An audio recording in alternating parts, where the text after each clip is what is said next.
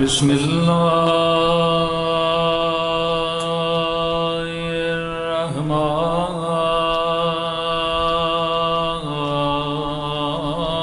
الرحمن الرحیم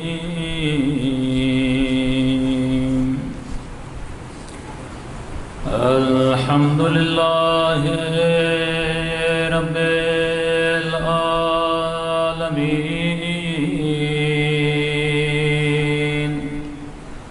الحمد للہ کما هو أهله الصلاة والسلام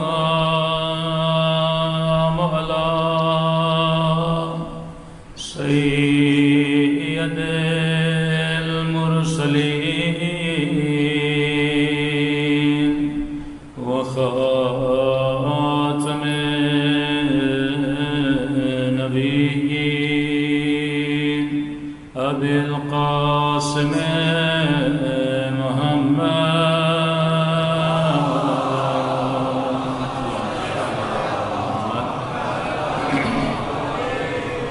وعلى آله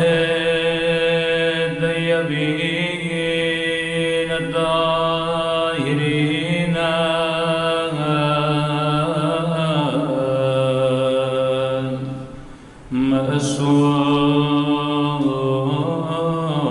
المعصومين دعاء معصومة اللهم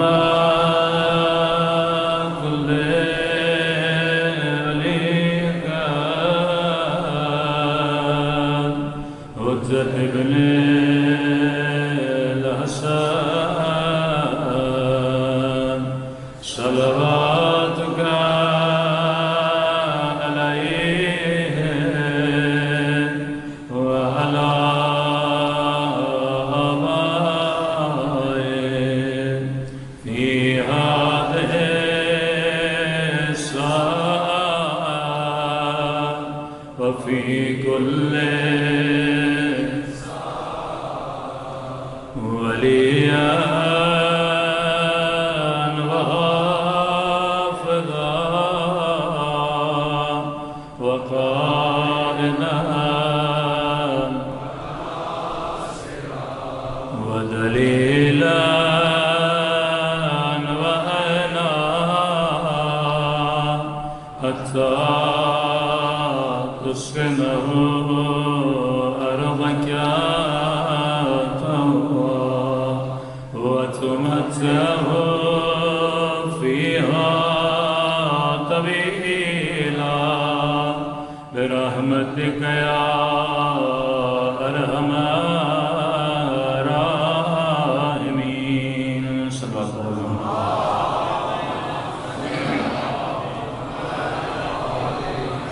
بسم اللہ الرحمن الرحیم رب اشرح لی صدری ویسر لی امری واحلل عقدۃ من لسانی یفقهوا قولی اما بعد فقد قال سبحانہ وتعالی فی محکم کتابہ بسم اللہ الرحمن الرحیم یا ایھا الذین آمنوا اتقوا اللہ وکونوا مع الصابرین صلوات بر محمد وعلی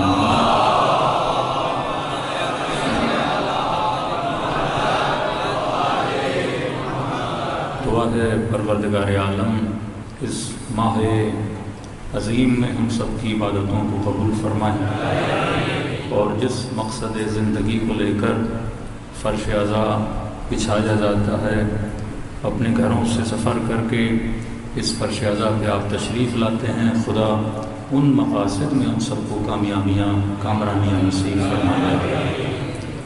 عرض کیا کہ ایسا کیا ہے مکتب اہل بیت میں کہ جس کے لیے لوگ اپنی جانیں اپنا مال اپنی اولاد قربان کرنے کے لیے تیار ہو جاتے ہیں.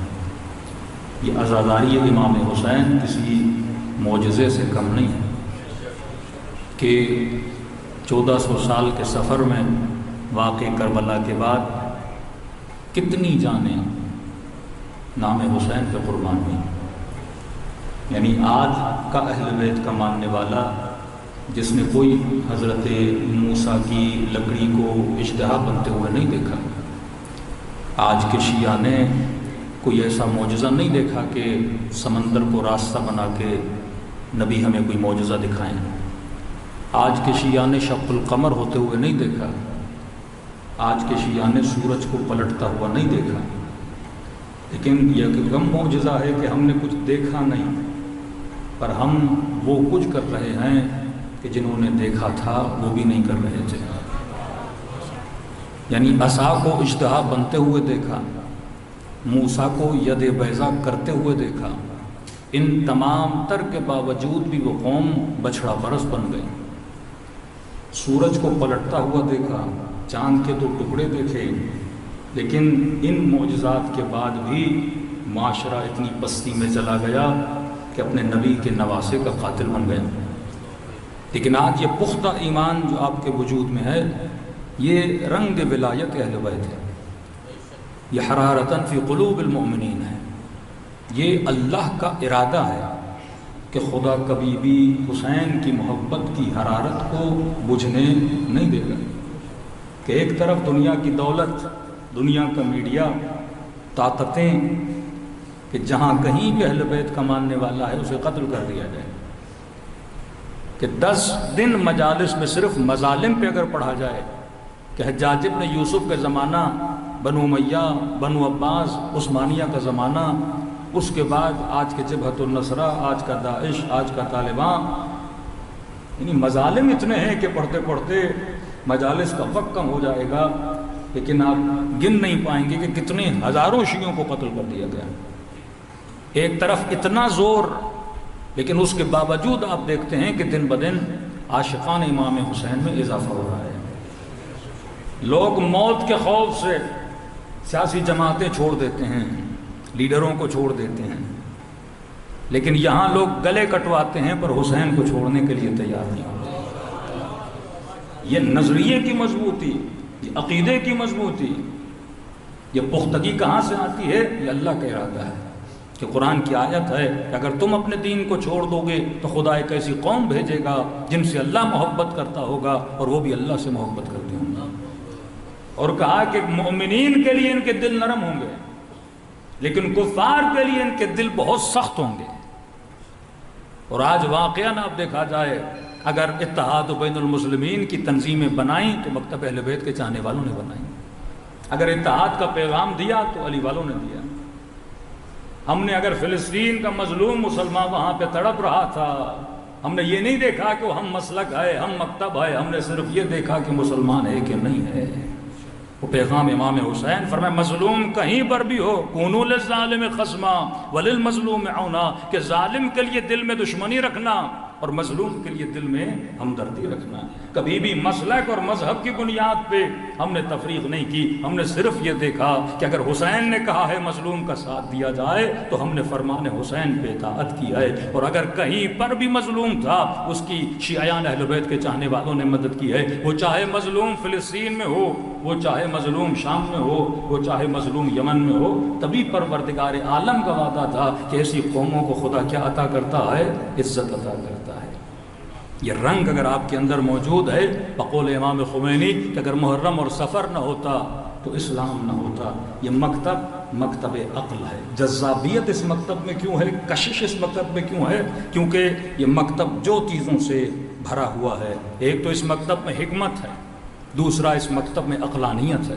آپ اپنی فقہ کو اٹھا لیں، یعنی میں کہتا ہوں شیعہ اگر صرف اس بات پر اللہ کا شکر ادا کریں کہ ان کو اہل بیت کی فقہ ملی ہے تو یہی کافی ہے۔ لوگ پریشان ہیں فقہی مسائل میں، طلاق کا مسئلہ آپ سب کے سامنے تھا، دودھ پینے کے مسئلے کا مسئلہ میں نے آپ کو بتایا کہ ایک بندہ یعنی ایک پورا ملک مسئلہ طلاق میں شیعہ بنا۔ یہ مذاق نہیں ہے کہ پورا ایران جو آپ کو نظر آ رہا ہے ایک مسئلہ طلاق کہ بادشاہ سلامت نے نشہ کیا اور نشے کی حالت میں یا غصے کی حالت میں بیوی کو بول دیا کہ طلاق ہے، اور صبح جب سارا نشہ اترا اور ہوش میں آئے اور جب اٹھے اور بیوی کو آواز دی نہ وہ بات کر رہی تھی، نہ وہ چہرہ سامنے لا رہی تھی کہ اب تو آپ ہمارے نامحرم ہو گئے. کہ کس بات پر کہ رات آپ نے غصے میں طلاق دے دی تھی. کہ آج اہل سنت کے جوان بھی یہ سوال اٹھا رہے ہیں. مفتی ہمدرد صاحب کا ایک بڑا اچھا سوال ہے اہل سنت سے. وہ کہتے ہیں ٹھیک ہے کوئی حنفی ہے، کوئی شافعی ہے، کوئی مالکی ہے، کوئی جعفری ہے، لیکن کہا کہ یہ کہاں لکھا ہے کہ ہم نے اہل بیت سے فقہ لینی نہیں ہے، کہ ہم نے صرف فقہی مسائل مثلاً امام ابو حنیفہ سے لینے ہیں یا امام مالک سے لینے ہیں. کس نے ہمیں روکا کہ ہم فقہی مسائل امام جعفر صادق سے نہ لیں؟ یہ ظلم نہیں ہے کہ آپ ایک پوری امت کو روک دو کہ آپ ہر کسی سے فقہی مسئلہ پوچھ سکتے ہو لیکن فرزند رسول سے نہیں پوچھ سکتے. شیعہ اپنی جیب سے تو فقہی مسئلے نہیں نکالتا نا. ہم جا رہے ہیں فرزند رسول سے، فرزند رسول غصے میں بیوی کو طلاق دے دی، حکم اسلام کیا ہے؟ اللہ نے کلی مسئلہ بتایا طلاق، لیکن کس کیفیت میں طلاق دوں تو طلاق ہوگی. تو کہا کہ غصے میں بھی دے دی تو ہو گئی، اور ڈرامے میں بھی نکاح کر دیا تو ہو گیا. تو کسی ایکٹر نے بیچارے نے گننا شروع کیا کہ ابھی تک میرے 400 نکاح ہو چکے ہیں ڈراموں میں، پتہ نہیں کون سی بیوی کہاں ہے.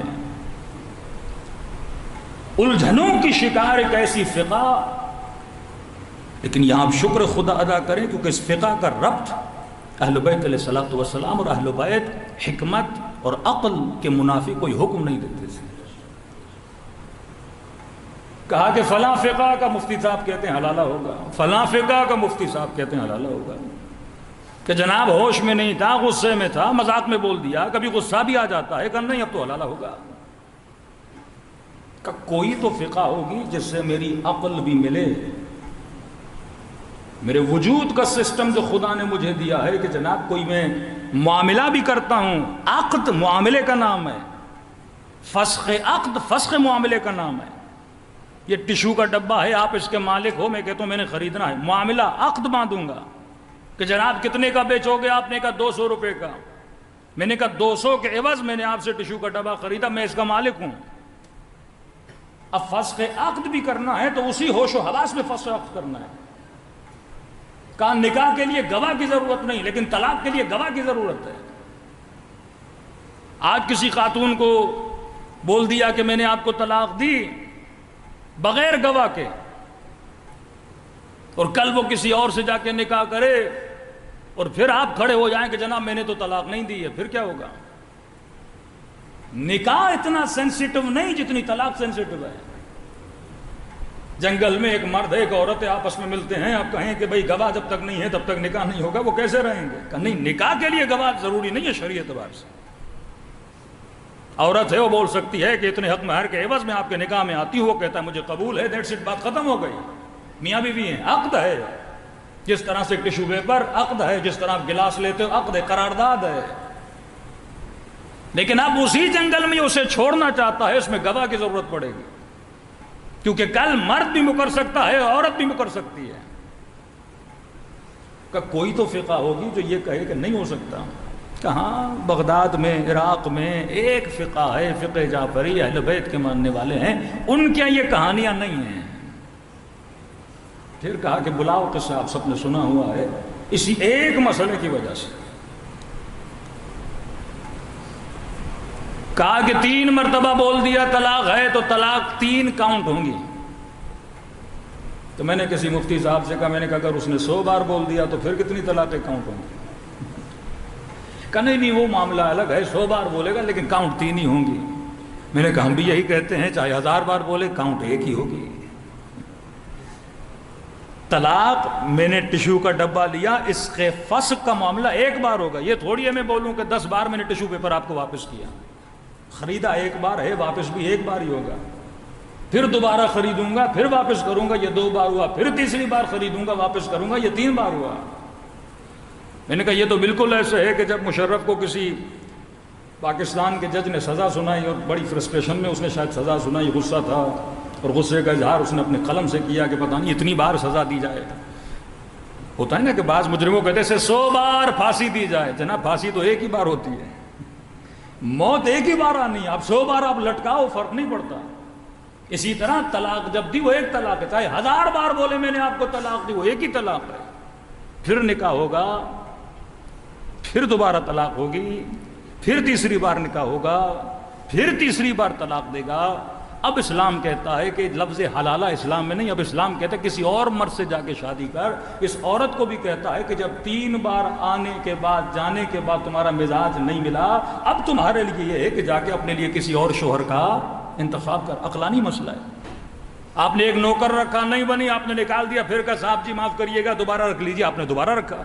پھر اس نے غلطی کی، پھر آپ نے نکالا، پھر تیسری بار آپ نے رکھا، پھر آپ نے نکالا. اب اسلام بھی کہتا ہے، عقل بھی کہتی ہے کہ جب ایک بندے سے آپ کی بنتی نہیں ہے تو آپ کیا کرو؟ جدائی کرو. پوری زندگی لڑتے رہو، جھگڑتے رہو، اس سے بہتر یہ ہے کہ وہ کسی اور شریک کو شریک حیات بنائے، آپ کسی اور کو شریک حیات بناؤ. صلوات پڑھیں محمد و آل محمد.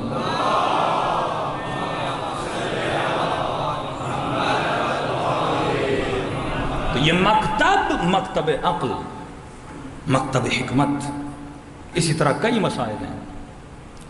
یعنی رسول خدا کے بعد جب خلفاء فیصلے بھی کرتے تھے تو امیر المومنین ان کے فیصلوں کے بیچ میں جا کے ان کی اصلاح کرتے تھے. امام جواد کے مناظرے، امام رضا کے فیصلے، تاریخ بھری ہوئی ہے کہ کہاں کہاں اہل بیت نے.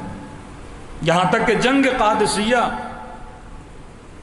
کہ جب جناب عمر نے کہا کہ میں خود جاؤں گا، اس جنگ کو لیڈ کروں گا، امیر المومنین ان 25 سالوں میں اپنی کھیتی باڑی، زمین کی آباد کاری، نخلستانوں کو آباد کرنا، کنوؤں کو کھودنا، اس کے باوجود علی کی نگاہ حکومت پر بھی ہوتی تھی. کیونکہ حاکم حکومت پورے معاشرے اسلامی کو چلاتا ہے. نازک حالات ہوتے ہیں. فوراً امیر المؤمنین نے عمر کو روکا کہ دیکھو حاکم کی مثال ایسے ہے جیسے چکی کے بیچ میں لکڑی ہوتی ہے. اس پوری چکی کو جو چیز گھما رہی ہے وہ لکڑی ہے. لکڑی اگر چکی کے بیچ سے نکل جائے تو چکی کسی کام کی نہیں. کہ اگر تم چلے گئے اور وہاں مارے گئے تو وہ سارا حملہ ہوگا اور حکومت اسلامی اور نظام اسلامی کیا ہو جائے گا؟ پورا تباہ ہو جائے گا. آپ ایک بہت بڑے امپائر سے لڑنے جا رہے ہو، اس کا مطلب یہ ہے یا آپ اس امپائر کو زیر کرو گے یا وہ امپائر آ کے اسلامی نظام کو زیر کرے گا. تو اگر چکی کی لکڑی چلی گئی اور تم ہی مر گئے تو وہ سارے آئیں گے اور یہاں کے سارے نظام کو لے جائیں گے اور مسلمانوں کو اسیر بنا دیں گے. لہٰذا حاکم نہ جائے، کسی اور کو جا کے تم سردار بناؤ. جہاں جہاں کوئی غلطی ہوئی اہل بیت علیہ الصلوۃ والسلام نے اپنی عاقلانہ مشورے سے حکومت اسلامی کو بھی بچایا، نظام اسلامی کو بھی بچایا. یہاں تک کہ وہ نظام اتنا فرسودہ اور کینسر زدہ ہو گیا، اگر اپنی جان بھی دینی پڑی، خون بھی دینا پڑا، اکبر جیسا بچہ بھی قربان کرنا پڑا، تو حسین نے دریغ نہیں کیا. کیونکہ یہ آئے اسی لیے تھے تاکہ کلمہ لا الہ الا اللہ اور نظام لا الہ الا اللہ کو بچایا جائے. اور آج بھی واقعاً میں نے کل بھی کہا تھا، وقت کے ظالم، وقت کے طاغوت، استعمار کے مقابلے میں کوئی کھڑا ہے تو کل علی کھڑا تھا، آج علی والے کھڑے ہیں. صلوات پڑھے محمد والے. گریہ کرنا بدعت. اچھا بدعت کیوں؟ ریزن ہوتا ہے نا، ایجاد ہے، ابداع ہے، اللہ نے نہیں کیا، رسول نے نہیں کیا. ہمیشہ انسان اپنی دلیل میں ہی پھنس جاتا ہے. کہ شیعہ قابل نفرت ہیں، کہ کیوں؟ کہ توہین صحابہ کرتے ہیں. تو ہم نے کہا جائیے کوئی آرٹیکل لکھیے کہ جوانوں کو ایک ریسرچ ورک دیجئے اور جا کے دیکھیں کہ اسلام میں سب سے پہلے صحابی کی توہین کس نے کی تھی. اچھا زبان سے کوئی توہین کرے بڑی بات ہے، یا کوئی تلوار سے توہین کرے یہ بڑی بات ہے. تاریخ اسلام کا رسول خدا کے بعد سب سے بڑا واقعہ جس کو پڑھ کے دل خون سے روتا ہے کہ اس قدر بھی کوئی کسی صحابی کے حق میں ظلم ہو سکتا ہے. یعنی اس کی ڈیٹیل ہم ممبر سے بھی نہیں پڑھ سکتے. اس قدر معاشرہ گراوٹ کا شکار رسول خدا رحماء بینہم وشداء علی الکفار تھا، جنہوں نے اپنے گھروں کو ایک دوسرے کے ساتھ تقسیم کیا. مہاجرین و انصار نے صیغہ اخوت جاری کیا، ایک دوسرے کو بھائی بھائی کہتے تھے.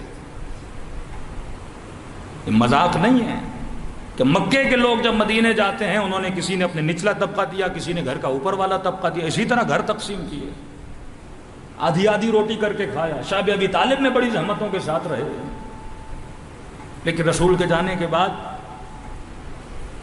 صرف جناب حضرت مالک ابن نویرہ کا واقعہ پڑھ لیں۔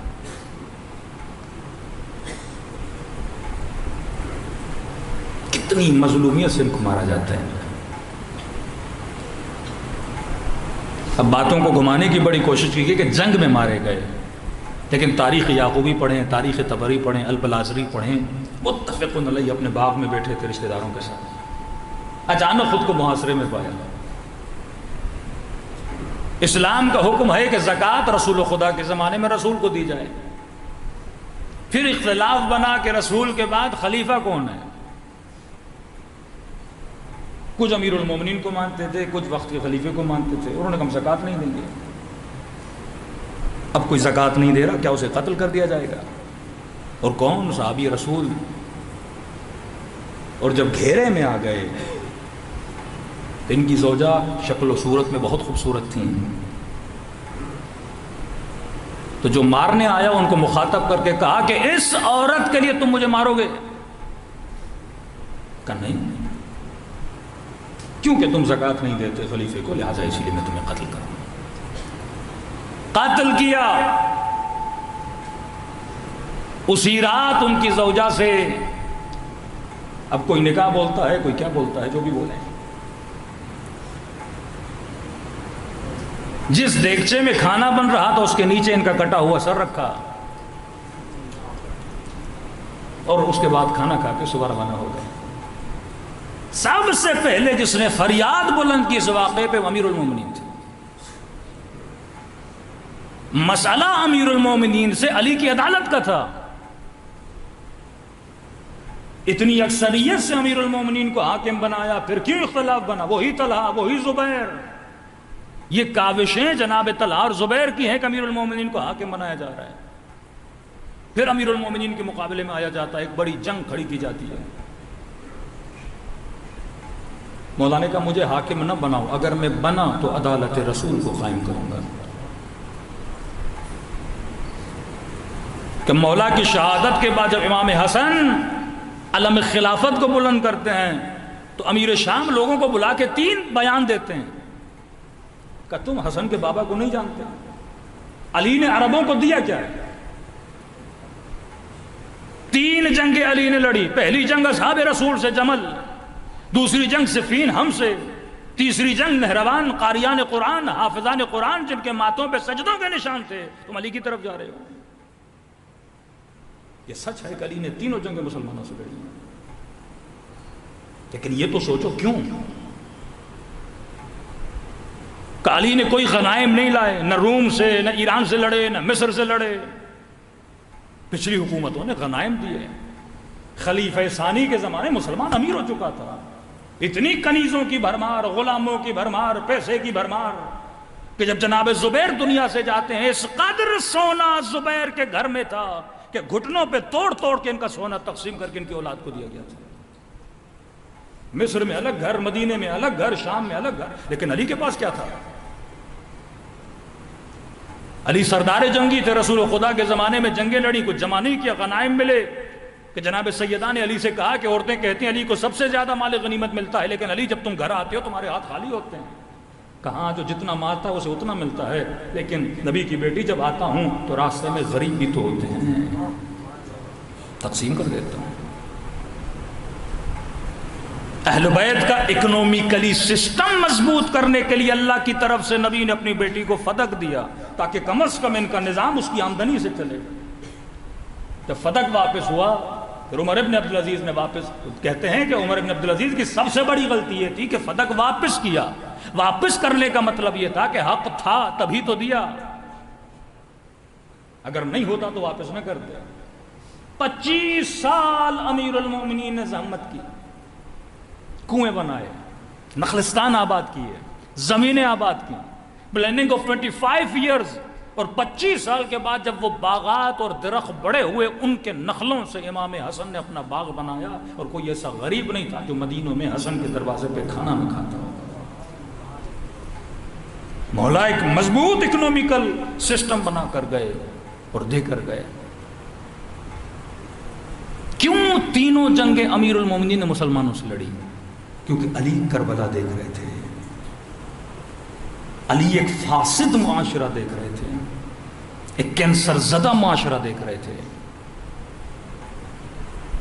کہ جو معاشرہ اپنی ریورس گیئر پہ اسی جاہلیت پہ چلا گیا جہاں سے رسول نے ان کو نکال کر عروج عطا کیا تھا، پھر یہ تنزل کی طرف واپس چلا گیا۔ کیا آپ نے مہذب معاشرے بگڑتے ہوئے نہیں دیکھے کہ بوڑھے بوڑھے رسول کے صحابیوں کو قتل کیا جا رہا ہے؟ ابو ذر غفاری کہ نبی نے فرمایا آسمان نے اپنے نیچے ابو ذر سے سچا بندہ نہیں دیکھا۔ عمار یاسر، جناب عثمان کے زمانے میں ابو ذر غفاری کو نکالا جاتا ہے مدینے سے، اور کسی کو اجازت بھی نہیں دی جاتی کہ جا کے ابو ذر کو چھوڑ کے آئے، خدا حافظی کرے ابو ذر کے ساتھ، نہیں، اجازت نہیں دی۔ ڈرتے تھے لوگ کہ ہم جائیں گے ہم مارے جائیں گے، خوف حکومت، خوف پاور حکومت، کیونکہ تیسری خلافت میں بنو امیہ کو بہت طاقت مل گئی تھی کہ 2 رکعت کو جناب 4 رکعت پڑھا دے، کوئی اعتراض نہیں کرتا تھا۔ نماز پڑھاتے پڑھاتے الٹیاں کرتے تھے اسی مصلے پر، کیونکہ رات کو شراب اتنی پی ہوئی ہوتی تھی کہ جناب عائشہ کی آہو بکا اور چیخیں بلند ہو گئی مسجد میں، اور رسول خدا کا وہ چکمہ، وہ جوتا باہر لائیں جو چمڑے سے بنا تھا، اور خواتین میں سے وہ جوتا نکالا کہ ابھی تک رسول کے جوتے کا چمڑا بھی خشک نہیں ہوا، تم نے صبح کی نماز کو 4 بنا دیا ہے۔ جب حد جاری کرنے لگے، کوئی آگے بڑھنے کے لیے تیار نہیں، وہاں پر بھی علی آگے بڑھے اور اس کو تازیاں نے مارے کہ تم نے شراب پی ہے۔ مالک ابن نویرہ کے قتل پر بھی امیر المومنین آگے بڑھے کہ چلو قتل کو معاف کریں اگر تمہارے خیال میں خلیفے کے مقابلے میں کوئی آیا ہے، لیکن اس کی بیوی کے ساتھ جو عمل ہوا ہے اس کو کیسے معاف کر سکتے ہیں؟ پہلے خلیفے نے کہا کہ حد جاری ہونی چاہیے، دوسرے خلیفے نے کہا نہیں، معاف کر دو۔ فقہ امیر المؤمنین، فقہ اہل بیت، یہ ایک اصول اپنے ذہنوں میں یاد رکھیے، جس معاشرے سے قصاص ختم ہو جائے، یہ قرآن کی آیت ہے کہ میں نے قصاص میں تمہارے لیے رحمت رکھی ہے۔ چور چوری کرے ہاتھ نہ کٹیں، دوسرے چوروں کو ہمت ملے گی، وہ کل اور بڑی چوری کرے گا۔ کوئی قتل کرے اسے سزا نہ ملے، کوئی شادی شدہ عورت کے ساتھ زنا کرے اسے سزا نہ ملے۔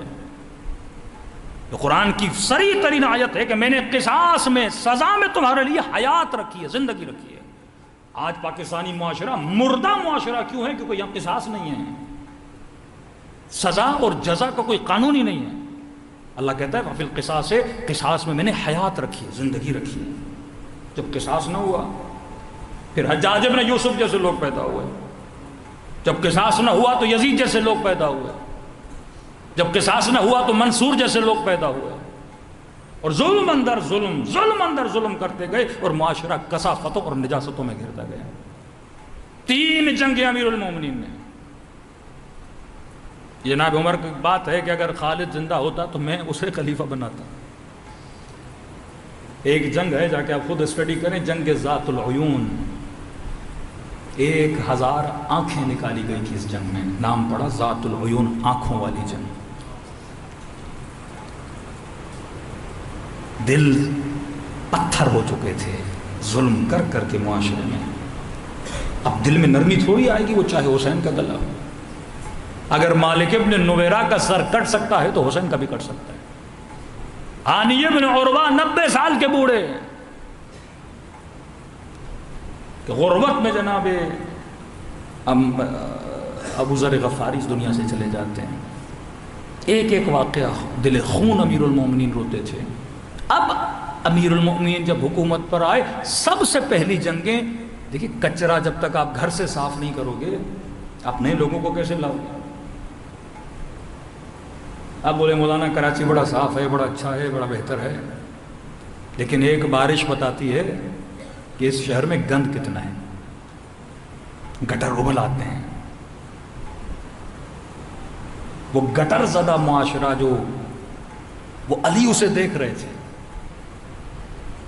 اور دیکھتے ہوئے امام نے کہا کہ یہ جو کینسر زدہ جسم ہے اسلامی معاشرے میں، اس کو جب تک کاٹوں گا نہیں تب تک یہ معاشرے کی اصلاح نہیں ہوگی۔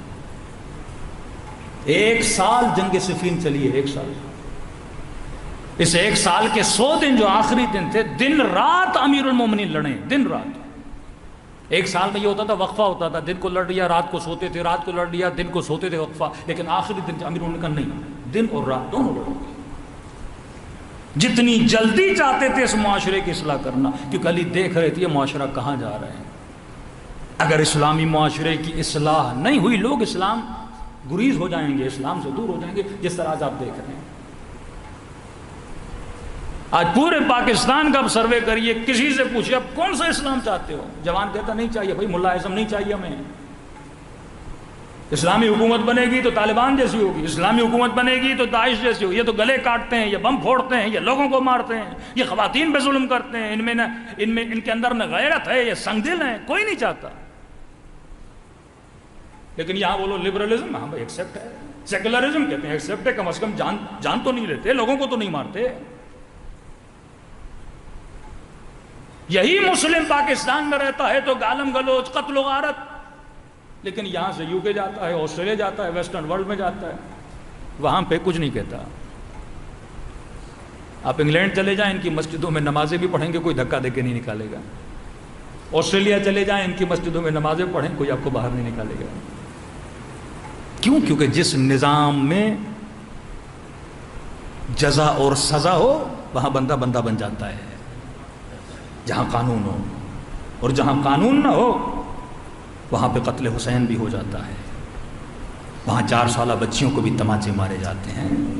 یہ تنزلی معاشرے کی، اہل بیت نے ایک ایسے معاشرے کی طرف ہمیں دھکیلا جو حکمت اور عدل اور عقلانیت کا معاشرہ تھا۔ صلوات پڑھے محمد و آل محمد۔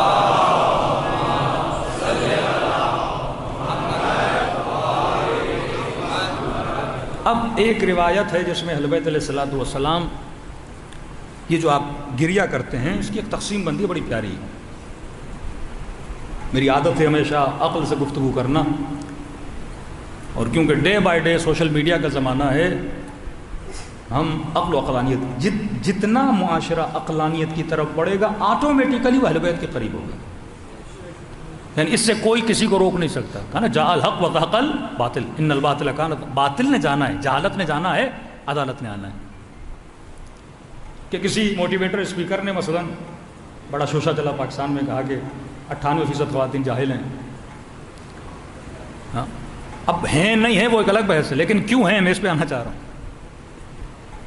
تو کہا کہ ان کو یہ نہیں پتا کہ طاغوت کیا ہوتا ہے۔ تو میں ایک حوا دیکھ رہا تھا کہ کیونکہ مجھے ایسے لگا کہ اہل سنت یا ہمارے مسلمان بھائیوں نے پہلی مرتبہ لفظ طاغوت سنا۔ پھر میں اللہ کا شکر ادا کر رہا تھا کہ ہمارے ہاں تو طاغوت تب ہی پتہ چلا تھا جب امام خمینی شاہ کے مقابلے میں آئے تھے۔ اس وقت خمینی نے نعرہ مارا تھا کہ ہم طاغوت کے مقابلے میں آ رہے ہیں۔ مطلب جو بیسکس آف اسلام ہے، کیونکہ امام حسین طاغوت کے مقابلے میں تھے، استعماری طاقتیں، شریعت کو پامال کرنے والے، شریعت خدا کو روندنے والوں کے مقابلے میں آنا وہ طاغوت ہے۔ طاغوت طغیان سے نکلا، جس نے طغیان کیا، بغاوت کی اللہ کی شریعت اور قانون کے خلاف۔ تو اس وقت امام خمینی کا نعرہ بلند ہوتا تھا، بت شکنی خمینی، بت شکن و خمینی، طاغوت کے مقابلے میں آنے والے وہ خمینی، ہم اس زمانے سے۔ یعنی ایک بندہ، ایک موٹیویٹر مولانا نہیں ہے، ایک موٹیویٹر اسپیکر ہے۔ میں نے 4 سال پہلے ان کا ذکر کیا تھا۔ بڑی محنت ہے اس بندے کی، یونیورسٹیز میں جا کے نوجوانوں کو موٹیویٹ کرتا ہے۔ حالانکہ یہ کام مولویوں کا ہے، مفتیوں کا ہے، لیکن مفتیوں کو فرصت نہیں حلوے کھانے سے، ان کو فرصت ہی نہیں ایک دوسرے کو فتوے دینے سے۔ مسلم معاشرے کو سب سے زیادہ اگر کسی نے نقصان دیا مولویوں نے دیا ہے، اکثریت معاشرے حصے کو۔ قتل امام حسین کا فتویٰ مولوی نے دیا، کفر کے فتوے انہوں نے دیے، بدعت کے فتوے انہوں نے دیے، شرک کے فتوے انہوں نے دیے۔ مدینۃ الرسول میں جاتے ہو یہ مینڈکوں کی طرح گھومتے رہتے ہیں کہ یہ شرک ہے، یہ بدعت ہے، یہ شرک ہے، یہ بدعت ہے۔ کبھی بھی محبت کا درس نہیں دیا۔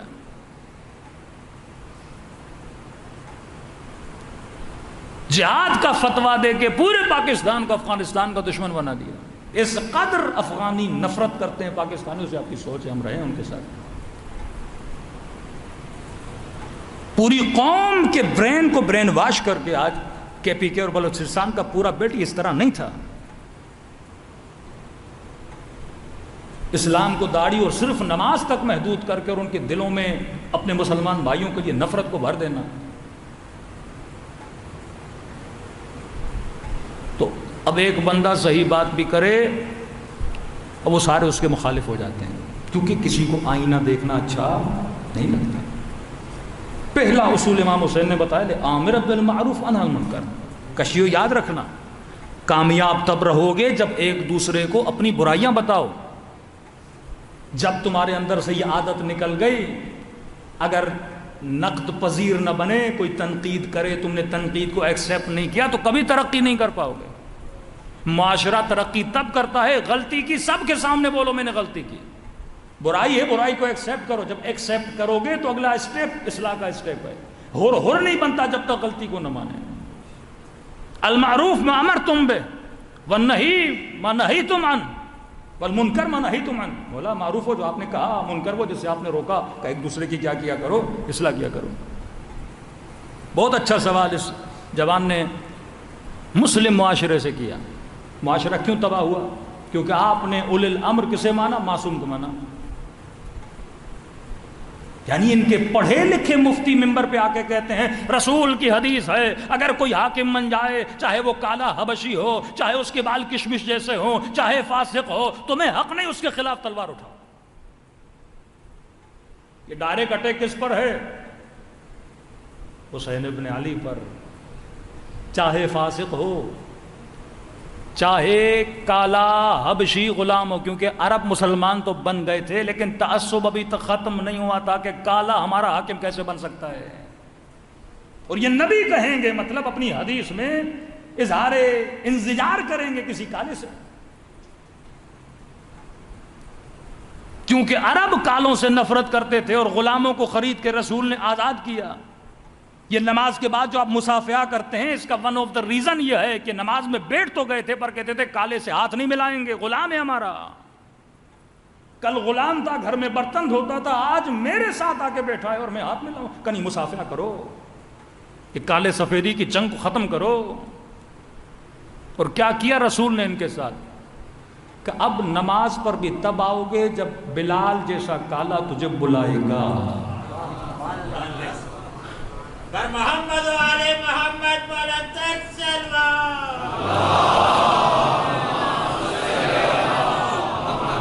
سے پسند نہیں تھا. بلال مؤذن، مطلب وہ مین آدمی ہے نا، وہ کہے گا یا علی الصلاۃ تو آئیں گے نماز پہ.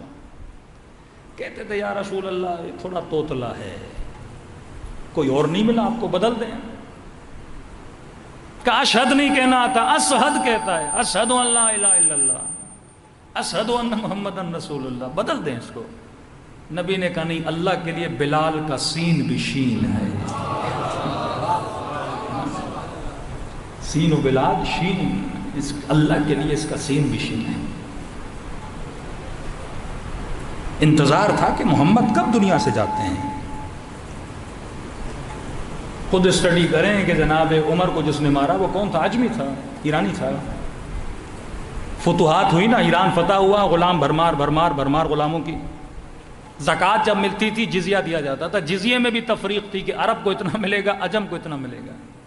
جب ناانصافیاں شروع ہوئیں، پھر ان کی دکانیں ہوتی تھی بازار میں، جس طرح سعودی عرب میں، عرب ممالک میں آپ ظلم دیکھتے ہیں، اجمیوں کے ساتھ عربی کرتے ہیں، وہی حال تھا.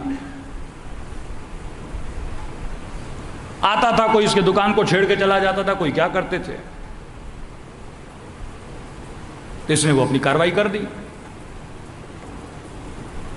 پھر جناب عثمان کے زمانے میں آتے ہیں، یہی حکومت میں اتنا پیسے کا زیادہ آنا، اختیارات کا غلط استعمال لوگوں سے بڑھ گیا، تو ایک ٹولہ مسلمانوں کا اٹھا. اس کو ذرا اسٹڈی تو کرے کہ مسلم معاشرے میں دیکھیں خلیفہ کشی، خلیفے کو مارنا کب شروع ہوا؟ دوسرے خلیفے کے زمانے سے.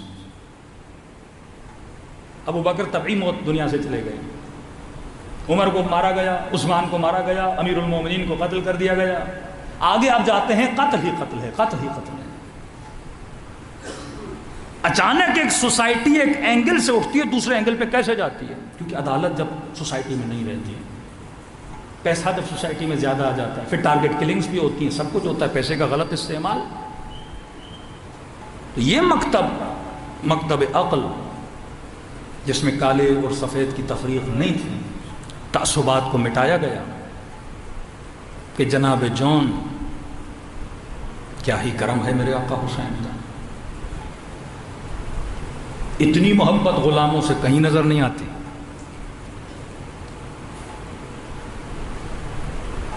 کہ کہا کہ مولا حسین کہیں ایسا تو نہیں میرا رنگ کالا ہے، لوگ کہتے ہیں تیرے بدن سے بو آتی ہے، مجھے نہیں لڑنے کی اجازت دے رہے ہیں۔ پیار آیا امام حسین کو، فوراً سینے سے لگایا، فرمایا ہمارے مکتب میں ایسی سوچ نہیں ہے، جو تو سوچ بھی کیسے سکتا ہے۔ اب اس نے اجازت مانگنی تھی، جو اس کو تانے ملتے تھے وہ اس نے امام حسین کو سنا دیے کہ کل کوئی کہیں گے حسین اس لیے نہیں جانے دے رہے تھے کیونکہ جون مثلاً کالا تھا، یہ تھا وہ تھا، کہ مولا مجھے تانے دیتے ہیں، تو کالا ہے، تیری حیثیت کیا ہے۔ اس وقت جب شہید ہوا تو امام حسین نے دعا کہ اللہم طیب ریحہ، اللہم بید وجہہ۔ کہتے جب لاشوں کو اٹھایا جا رہا تھا جتنی خوشبو جون کے بدن سے آ رہی تھی، یہ تفریق نہیں ہے۔ اس موٹیویٹر اسپیکر نے ایک بیسک کوشچن کیا، اب ہم کرتے ہیں تو اثر نہیں پڑتا، ان کا اپنا کرتا ہے نا تو ایک واویلا مچ جاتا ہے۔ ایک غلط تفسیر کہ اولی الامر وقت کا حاکم ہے، پھر کہا کہ نبی کے یہ جعلی احادیث جو بنو امیہ کے زمانے میں گاڑی گئیں اپنی حکومتوں کو مضبوط کرنے کے لیے،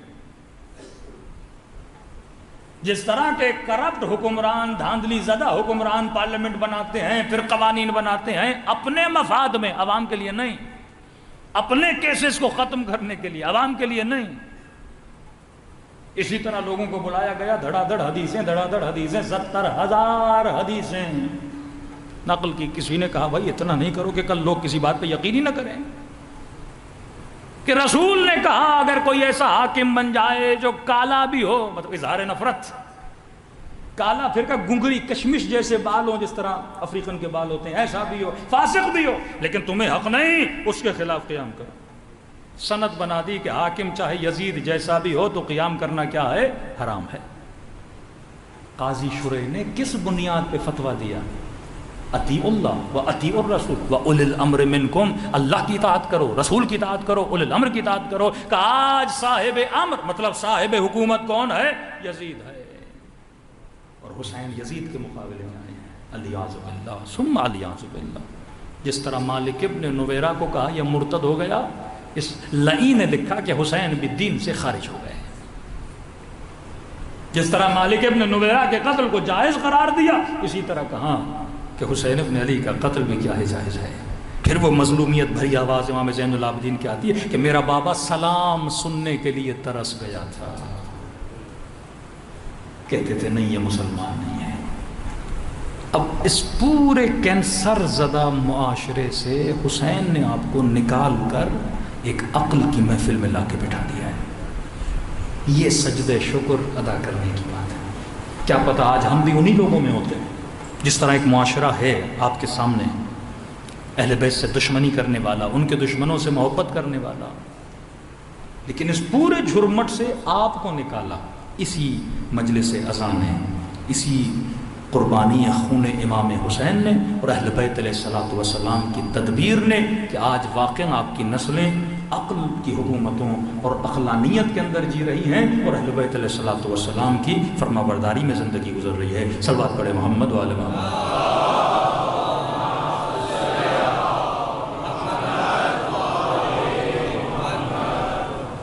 یہ معاشرے جس میں آپ رہ رہے ہیں، اسپیشلی پاکستان وغیرہ، مسائل ضرور ہیں ہمارے ملک میں، لیکن ایک طرح سے ان معاشروں میں ایک بیداری بھی آتی ہے۔ اوپر سے سوشل میڈیا، اوپر سے ہمارا فاسق نظام، تو آپ بڑا محسوس کر سکتے ہو کہ حکومتوں میں کیا ہوتا ہے، جس کی لاٹھی اس کی بھینس۔ حکومت کے پاس پاور کتنا ہوتا ہے، حکومت پروپیگنڈے کیسے کرتی ہے، کبھی کسی کو اچھا بناتی ہے، کبھی کسی کو برا بناتی ہے۔ میڈیا، اخبار یہ کام کیسے کرتے ہیں کہ 70,000 ممبروں سے علی ابن ابی طالب کو سب کو شتم، علی ابن ابی طالب کو، یعنی یہ بات سوچنے والی ہے جس کا ہاتھ بلند کر کے کہیں کہ جس کا میں دوست اس کا علی دوست. ہم دوستی مان لیتے ہیں نا, آگے نہیں بڑھتے. ہم کہتے ہیں دوستی پر ہی آ جاؤ, آگے تو انسان کی عقل بلند ہونی چاہیے. یعنی جسے دوست بنانا تھا اس امیر المومنین پہ کیا کر رہے ہیں؟ ہر نماز کے بعد سب کو شتم. اور ایک بندہ نماز کے بعد بھول گیا تو اس نے مسجد بنائی, مسجد الذکر, کیونکہ میں بھول گیا تھا, کفارے کے طور پہ مسجد بنا رہا ہوں. ایک اور مسجد بھی, اس کا ذکر کل کی مسجد مجلس میں کروں گا. کیونکہ یہ عقلانیت سے نکلا ہوا معاشرہ تھا. اب کہا کہ بھائی رونا بدعت ہے. فرماتے ہیں کسی بھی چیز کو آپ کہنا چاہو تو اس کا اظہار 3 طریقوں سے ہوتا ہے. کسی بھی چیز کو میں بیان کرنا چاہوں, آپ خوش ہو, آپ ناراض ہو, آپ غمگین ہو, 3 طرح سے اس کو اظہار کر سکتے ہو. پہلا اظہار زبان سے, آپ بیان کرو گے آج میں بہت خوش ہوں, آج میں بہت غمگین ہوں. دوسرا اظہار قلم سے, زبان سے آپ بیان نہیں کر سکتے ہو. دوسرا طریقہ یہ ہے کہ قلم سے لکھو, جیسے 14 شعبان کی رات عریضہ لکھا جاتا ہے امام زمانہ میں, کہ اپنے قلم سے لکھو کہ تم کیا چاہتے ہو, کتنی تڑپ ہے, کتنی آتش ہے, قلم سے لکھو. تیسرا اظہار کا طریقہ جو دونوں طریقوں سے عالی ترین طریقہ, نہ قول سے ہے, نہ قلم سے ہے, نہ زبان سے ہے, نہ کتابت سے ہے. فرمایا یہ اظہار کا طریقہ ہے چہرے کے آثار سے. کہ آپ نے کسی کا چہرہ دیکھا, آپ نے کہا لگتا ہے آج آپ بڑے تھکے ہوئے ہیں, چہرے سے اظہار. چہرے سے لگتا ہے آپ غمگین ہو, چہرے سے لگتا ہے آپ خوش ہو. اہل بیت فرماتے ہیں ہماری مجلسوں میں جو اظہار غم کرو وہ کہاں سے کرو؟ سب سے پہلے چہرے سے کرو. کہ امام رضا فرماتے وابن شبیب, جب محرم کا چاند نظر آتا تھا میں اپنے بابا کے چہرے پہ خوشی نہیں دیکھتا تھا, میرے بابا ہنسنا چھوڑ دیتے تھے. اچھا ہمارے چہرے ہیں ابوس, میں نے کئی مجلسوں میں پڑھا ہے کہ مومن کا چہرہ مرجھایا ہوا نہیں ہوتا, فرمایا کھلے ہوئے پھول کی طرح ہمیشہ مسکراہٹ ہوتی ہے, پازیٹیو انرجی دیتا ہے سب کو. اب اہل بیت تو اس پہ عمل کرتے تھے, جب بھی جس سے ملتے تھے ہلکی مسکراہٹ, خوشی سے ملے, گلے سے ملے, کہ لوگوں کا دل کرتا تھا کہ ہم اماموں کے ساتھ بیٹھ کے باتیں کریں. اب وہ امام جو ہمیشہ مسکرائے, اچانک اس کے چہرے سے ہنسی گم ہو جائے تو لوگ پوچھتے تھے فرزند رسول کیا ہوا؟ پھر کہتے تھے کربلا میں میرے جد کو بے کفن مارا گیا, پیاسا مارا گیا. اب یہ جو چہرے سے اظہار ہے, عشق کا اظہار آنسوں سے ہوتا ہے. اب امت کے ایک طبقے نے کہا کہ یہ آنسو بدعت ہے. 8 قسم کے آنسو ہیں جو معصوم کی باتوں کی روشنی میں آپ کی خدمت میں عرض کر رہے ہیں. کون سا آنسو قابل مدح اور کون سا آنسو قابل مذمت؟ ہر آنسو کی تعریف نہیں ہے, اور قرآن کی آیت سے ثابت کریں گے کہ ہمارا آنسو کون سا والا آنسو ہے. کہ بیٹا مر گیا رو نہیں بدعت, ماں مر گئی رو نہیں بدعت. کیسے آدمی نہ روئے؟ انہوں نے فطرت بشری کو روک دیا. آپ کا بچہ, آپ کی بچی, آپ کی بیوی ڈرامہ دیکھ رہی ہو, رو رہی ہے, آپ پریشان ہو, کیوں رو رہی ہو؟ فطرت انسانی ہے نا, کوئی غم بھرا سین دیکھا تو آپ رونے لگے, آپ کے بس میں ہی نہیں ہے. یہ اللہ نے فطرت بنایا. آپ کیسے لوگوں کو فطرت سے روک سکتے ہو؟ ڈنڈے کے زور پہ روکو گے, لیکن فطرت کو نہیں روکا جا سکتا. سنگ دل بنا دیا معاشرے کو. کہ حدیث رسول فرماتے ہیں دل کے پتھر ہونے کی نشانی آنکھوں کا جامد ہونا ایک نشانی. جمود العین, آنکھیں جامد ہو جائیں, بندہ روئے نہ, کہتے ہیں یہ دل کی سختی کی نشانی. دل نرم ہے, اما یجیب المضطر اذا دعا, اے ٹوٹے ہوئے دلوں کی صدا پہ آواز دینے والے. پہلا آنسو فرمایا کون سا آنسو ہے؟ اشک عجز, ڈر کا آنسو, مجبوری کا آنسو, یہ مذمت کا آنسو ہے.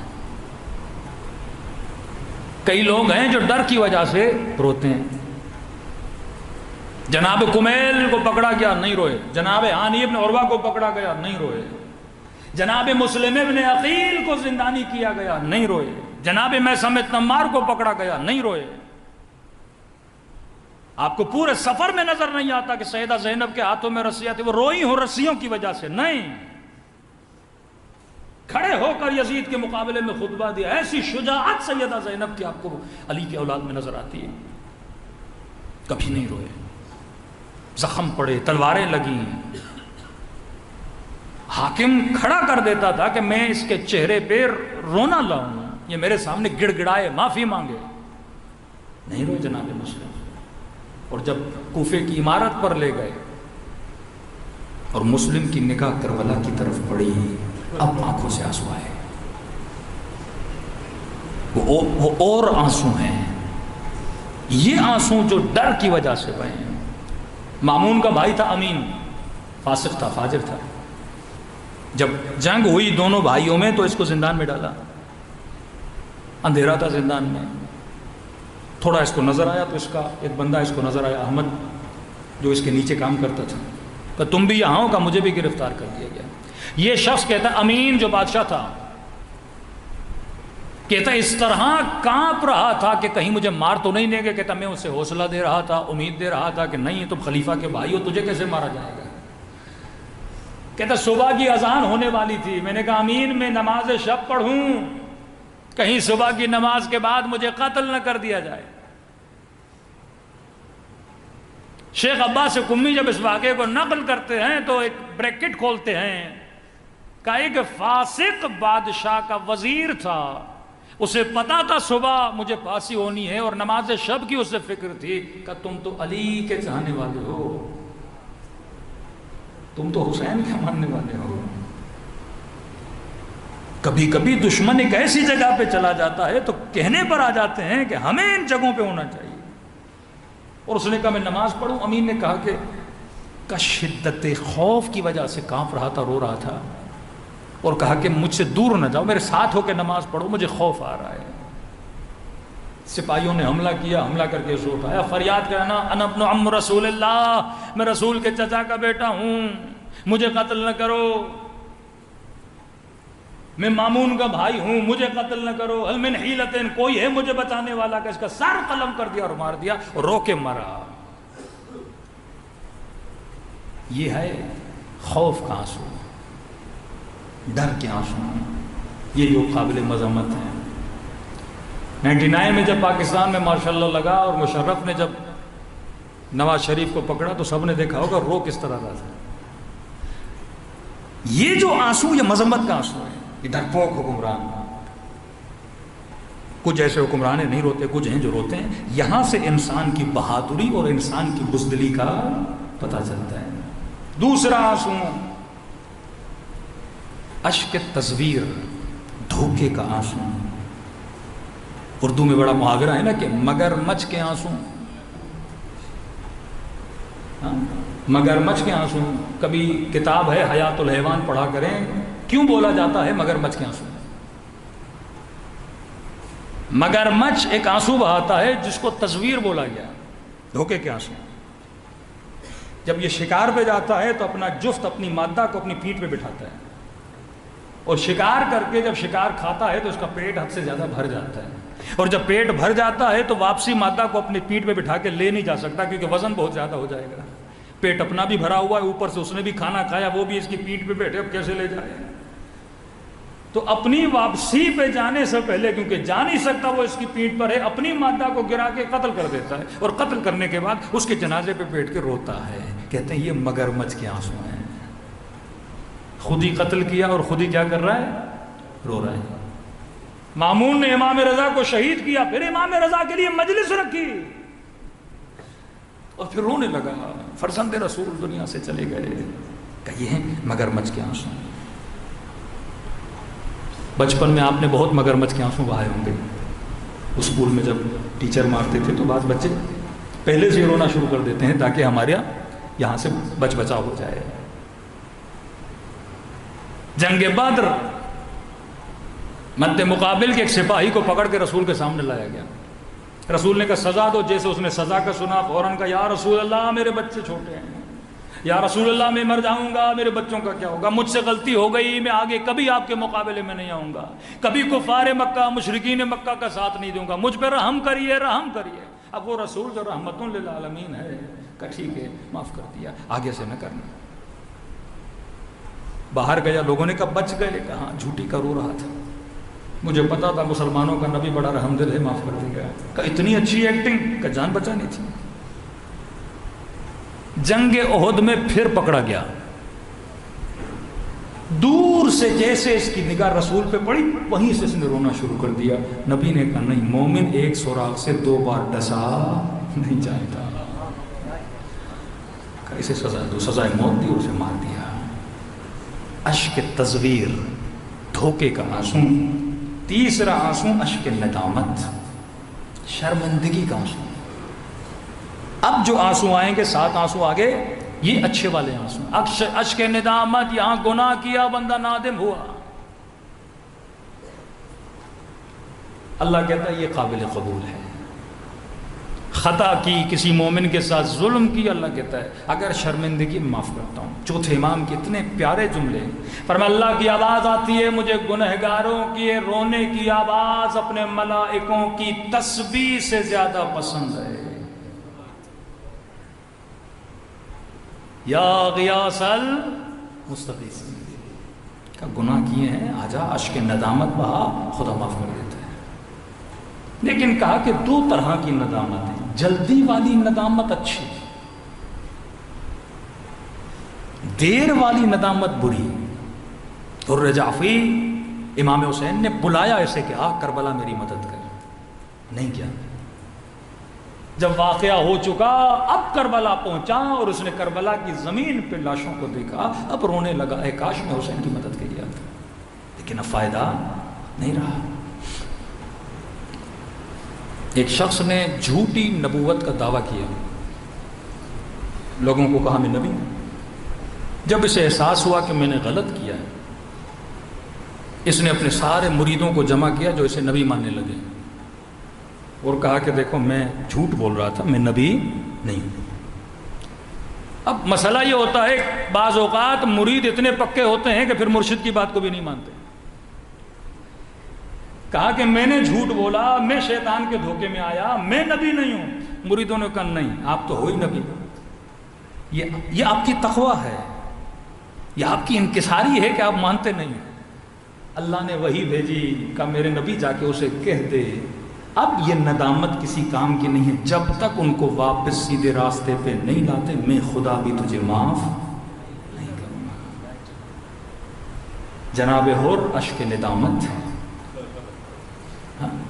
سیدھا امام حسین نے سینے سے لگا دیا۔ آج وقت کیونکہ بہت ہو چکا ہے، باقی جو آنسوؤں کی قسمیں ہیں اور آگے ایک دلیل قرآنی بھی آئے گی انشاءاللہ، وہ کل کی مجلس میں۔ خیمے میں بیٹھے تھے، کل میں نے عرض کی، شرمندگی ہوئی لشکر امام میں گئے، امام نے استقبال کیا جناب حر کا۔ ملتا ہے کہ ایک طرف بھائی، ایک طرف بیٹا، پیچھے غلام۔ کیفیت یہ جناب حر کی، کہا جب گناہ کرو اور جب توبہ کرو تو اس توبہ کے انداز میں شرمندگی کا اظہار بھی ہونا چاہیے۔ کہ آپ نے ایک مومن کے ساتھ زیادتی کی اور متکبرانہ انداز سے بیٹھو بھی معاف کر دو، زیادتی کی تو کیا ہوا؟ نہیں، معافی مانگنے کا انداز ہو کہ اس کو احساس ہو کہ تو نے غلطی کی ہے۔ کہ ہاتھوں میں قرآن دیا، ہاتھوں کو رسیوں سے باندھا، آنکھوں پہ پٹی باندھی، خیمے سے جب چلا تو گھوڑے پہ گیا، کیونکہ اگر لشکر یزید کو پتہ چلتا ملنے جا رہا ہے تو شاید جناب حر کو وہیں مار دیا جاتا۔ آدھا راستہ گھوڑے پہ گیا کہ کسی نے اپنے ساتھ کہا کہ خبر دی کہ حر نے جنگ شروع کر دی حسین سے، وہ خوش ہو گئے کہ ابتدائے جنگ حر نے کر دی اور اٹیک کر دیا۔ اور بیچ راستے پہ گیا، گھوڑے سے اترا، پھر ہاتھ بندھوائے، پھر پٹی باندھی، پھر ہاتھوں میں قرآن رکھا، اور غلام اور بھائی کو کہا کہ مجھے بتانا جب میرے حسین سامنے آئے تو مجھے خبر دے دینا، کیونکہ دیکھ نہیں رہا تھا۔ کہ یہاں قدم آگے بڑھے، غلام نے کہا اللہ اکبر، کہا حسین آ گئے؟ کہا نہیں، عباس علمدار استقبال کے لیے آئے ہیں۔ بیٹے نے 2 مرتبہ کہا اللہ اکبر، کہا حسین آ گئے؟ کہا نہیں، علی اکبر استقبال کے لیے آئے ہیں۔ ایک مرتبہ تینوں نے کہا اللہ اکبر، کہا حسین آ گئے؟ کہا خود خیمے سے نکل کے ابھی عبداللہ الحسین آ گئے ہیں۔ کچھ میں یہ ہے کہ مولا پیدل آئے، کچھ روایات میں ملتا ہے گھوڑے پہ تھے، اور کہا کہ مجھے حسین کے قریب لے جاؤ۔ کچھ کہتے ہیں مولا گھوڑے پر تھے، یہ قدموں کے قریب ہوا، کچھ کہتے ہیں نہیں کھڑے تھے، مولا کے سینے کے قریب آیا۔ کہتے ہیں اپنے ہاتھوں سے امام حسین نے اس کے ہاتھوں سے رسیاں کھولیں اور کہا کہ ہر ہاتھوں پہ رسی کیوں باندھی ہے؟ کہنے لگا مولا اے کاش یہ ہاتھ کٹ جاتے، میں لجام فرس حسین میں ہاتھ نہ ڈالتا۔ کہا اور قرآن لے کر کیوں آئے ہو؟ کہا مولا ناطق قرآن کے پاس آیا ہوں، ظاہر قرآن کو وسیلہ بنا کر لایا۔ اور اپنے ہاتھوں سے جب حسین نے آنکھ سے پٹی اتاری، کہا اور آنکھوں پہ پٹی کیوں باندھ دیا ہے؟ رو کے کہنے لگا مولا کاش اندھا ہو جاتا پر حسین کی آنکھوں میں آنکھیں ڈال کے بے ادبی نہ کرتا۔ سینے سے لگا کر کہا کہ بھیا اور میرے سینے سے لگ جا۔ لیکن روایت کہتی ہے ہور کا رونا بند نہ ہوا، بچھایا، پانی پلایا، جنت کی بشارت دی کہ تو ہمارا ہے، جو ہوا اسے بھول جاؤ۔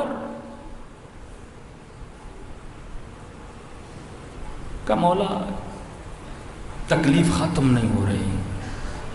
کہ کیوں ہو رہا؟ کہ مولا ایک درخواست ہے، اگر اجازت دیں۔ کہ کیسی اجازت؟ کہ مولا اگر اجازت ہو تو میں زہرا کی بیٹیوں سے معافی مانگنا چاہتا ہوں۔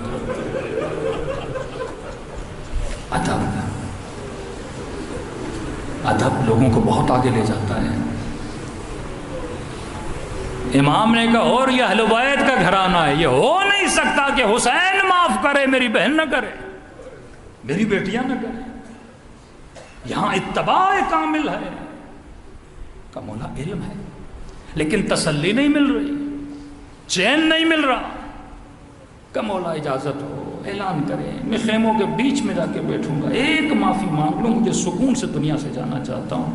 کہ اور اتنا اصرار کیوں کر رہے ہو؟ میں کہہ رہا ہوں میں نے معاف کر دیا، بہنوں نے معاف کیا۔ کہ مولا مجھے یاد ہے جب آپ کا راستہ روکا تھا، مجھے اماریوں سے کچھ بیویوں کے رونے کی آواز آئی۔ وائے ہو مجھ پہ، میں نے زہرا کی بیٹیوں کو لایا۔ جب اصرار پڑا تو کہا عباس جا کے اعلان کرو معافی مانگنا چاہتا ہے۔ آیا، خاک کربلا پہ بیٹھا، خیام حسینی کے بیچ میں، سر سے امامہ اتارا، گھٹنوں کے بل بیٹھا، خاک کربلا کو اٹھایا، اپنے سر پہ ڈالا۔ کہا اے نبی کی بیٹیوں، کائنات کا سب سے بڑا گنہگار معافی مانگنے آیا ہے۔ بی بی زینب خیمے میں تھی، اونا محمد کو بلایا، یہ کون ہے جو معافیاں مانگ رہا ہے؟ کہ اماں یہ وہی ہے جس نے ماموں کا راستہ روکا تھا۔ میں کہتا ہوں ایک طرف حسین، ایک طرف زینب، کردار تو دیکھو۔ کہا بیٹو بڑے ادب سے جاؤ اور اس کیفیت میں بات کرنا۔ کیا کریں؟ یہ 2 ننھے شہزادے آگے بڑھے اور کہا ماموں ہو، اماں سلام دیتی ہے۔ حسین نے وہاں بھائی کہا، زینب نے بھائی مان لیا۔ یہ وہ مکتب ہے جو مکتب عشق و محبت ہے۔ تفریق نہیں رکھی کہ حبیب میرا بھائی ہے تو اور نہیں، کا نہیں، آیا ہے تو یہ بھی حبیب جیسا ہے۔ کہ ماموں اور اماں زہرا کی بیٹی سلام دیتی ہیں۔ اگلے جملے نے اور کے کلیجے کو کوئی آگ لگا دی کہ اماں کہہ رہی ہیں کہ اور آج میں تم سے شرمندہ ہوں۔ پریشان ہوا، قضا دی، یہ کیا کہہ رہی ہے؟ کہ میری بیوی ایسا کیوں کہہ رہی ہے؟ کہ اماں کہہ رہی ہیں آج تک ہمارے گھر پہ جو مہمان بن کے آیا کبھی پیاسا نہیں گیا۔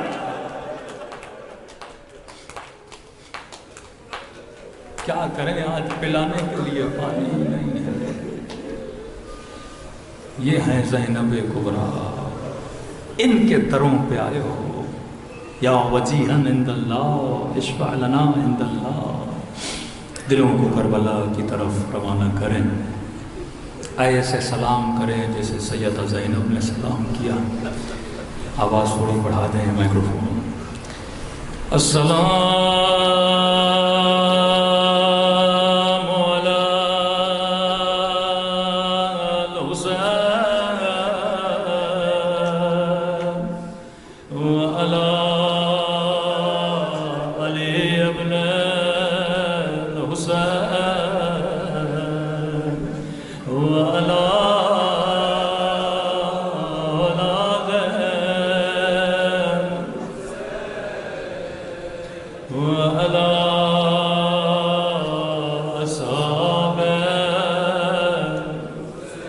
حسین کی صدا بلند ہو، السلام علی وعلی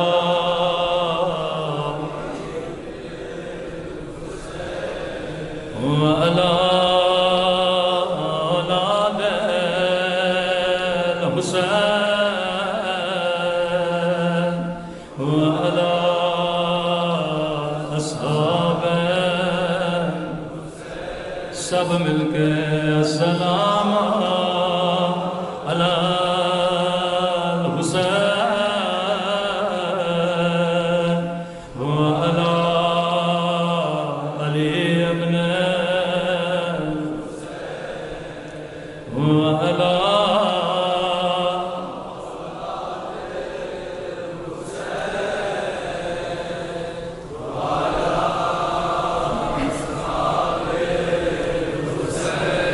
میرا سلام زینب کی مظلومیت پہ،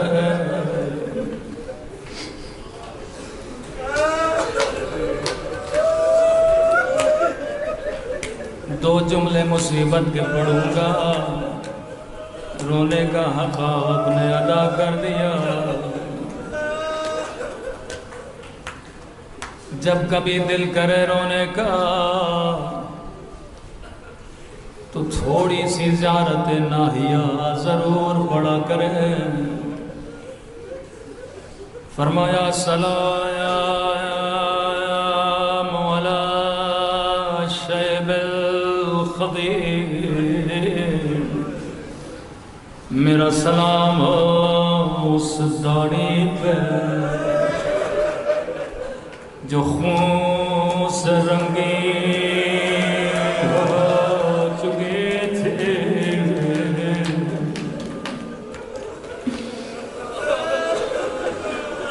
ایسے ہی میرے مولا سلام نہیں کر رہے، یہ بڑا درد بھرا منظر تھا۔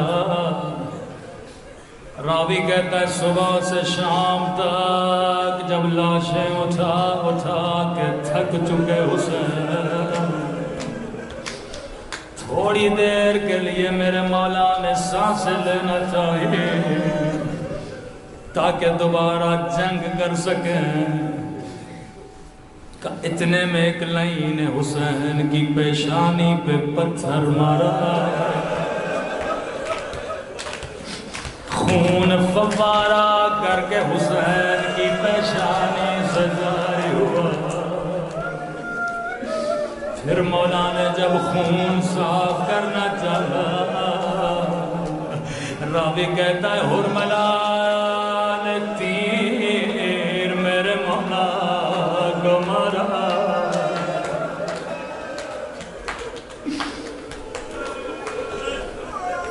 کہ ساری کوشش کے باوجود میرے مولا تیر کو آگے سے نکال نہ سکے، اپنی پونچھ سے تیر کو نکالا۔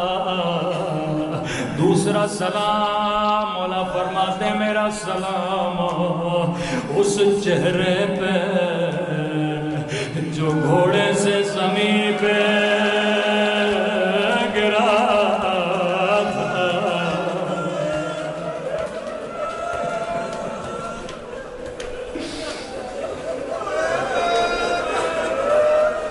سن کے رو رہے ہو پر امام زمانہ یہ سارے منظر دیکھ کے روتے ہیں. اگلا سلام بڑا درد بھرا سلام فرمایا میرا سلام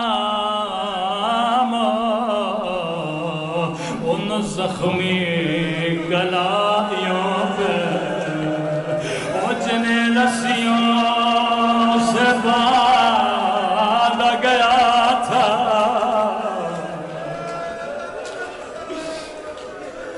یہ کسی عام ذاکر کا جملہ نہیں حجت خدا کا جملہ ہے. تبھی میں نے کئی علماء سے پوچھا قبلہ یہ کس کی کلائیاں ہیں؟ کیا سکینہ کی کلائیاں ہیں؟ کیا امام زین العابدین کی کلائیاں ہیں؟ علماء نے کہا نہیں نہیں یہ سیدہ زینب کی کلائیاں. میں نے کہا بی بی پہ بڑے بڑے مظالم ہوئے. کسی نے پتھر مارا کسی نے دادیانہ مارا لیکن امام نے وہ منظر یاد نہیں کیا. بھلا ان رسیوں میں ایسا کیا تھا؟ کہا یہ منظر 10 محرم کا منظر نہیں کب کا منظر ہے؟ کہا جب 11 محرم کو زینب کی نظر ایک پامال لاشے پہ پڑے.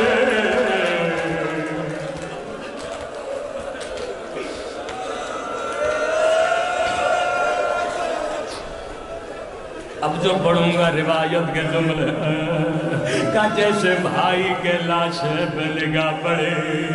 کہا زینب اونٹ سے ایسے گرے اور جیسے عباس گھوڑے سے گرے تھے.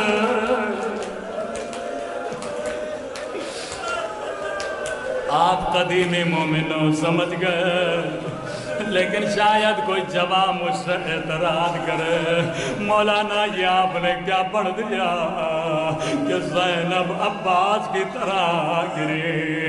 او مولانا عباس کے تو باتو سلامت نہیں تھے زینب کے باتو سلامت تھے. میں نے کہا جواب میں نہیں دوں گا زیارت ناہیہ پڑھو.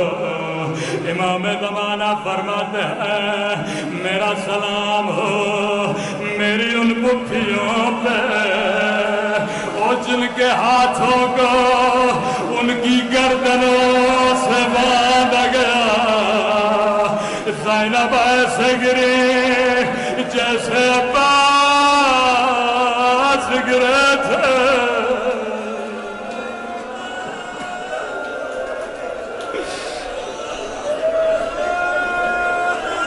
زینب ایسے گری جیسے عباس گرے تھے.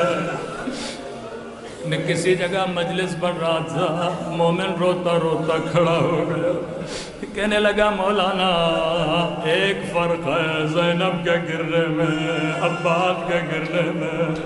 میں نے کہا کیسا فرق ہے؟ کہ عباس گھوڑے سے گرے تھے لیکن زینب اونٹ کی اونچائی سے زمین پہ آئی. الا لعنت اللہ علی القوم الظالمین. پروردگار تجھے اہل بیت کے مصائب کا باعث ہمارے مولا اور آقا امام زمانہ کا ظہور فرما. جو بیمار ہے انہیں شفا دے جو دنیا میں نہیں ان کو شہدائے کربلا کے ساتھ مشہور فرما.